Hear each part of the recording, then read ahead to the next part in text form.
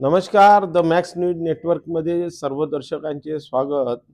आज विषय आम्ही असा घेऊन आलेलो आहोत की नगर परिषद निवडणुका झाल्या. आता उद्या पहिली मीटिंग 16 तारखेला होणार आहे. त्या मीटिंग्स मध्ये काय होतं काय नाही हे सामान्य जनतेला कळत नाही. सामान्य जनतेचं असं म्हणणं पडतं की लोकसभेमध्ये जसं लाईव्ह टेलिकास्ट होतं, विधानसभेमध्ये लाईव्ह टेलिकास्ट होतं, बरेचशा महानगरपालिकामध्ये लाईव्ह टेलिकास्ट होतं, त्यासारखं लाईव्ह टेलिकास्ट आपल्या उमरेड नगर परिषद मध्ये पण व्हायला पाहिजे.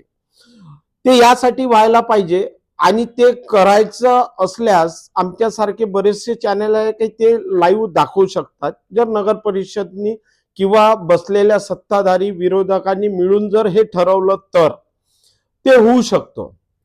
त्यामागचं कारण असं की बरीचशी जनता म्हणतं की बा आम्ही नगरसेवक निवडून दिला.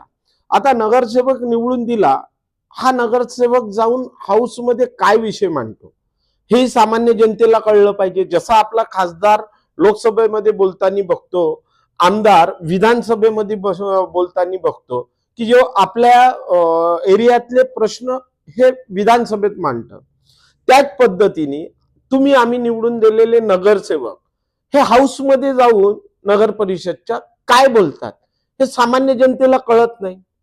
जर नगराध्यक्ष आणि सोबत त्यांच्या पक्षाचे आलेले नगरसेवक, विरोधी पक्ष त्यांचे आलेले नगरसेवक, ह्या सगळ्यांनी मिळून जर एक ठराव केला तर नगर परिषद मधलं लाईव्ह टेलिकास्ट होऊ शकतं आणि सामान्य जनतेला ते दिसू शकतं. हे सगळे पॉवर्स आमच्या माहितीनुसार नगराध्यक्षाच्या हातात येते.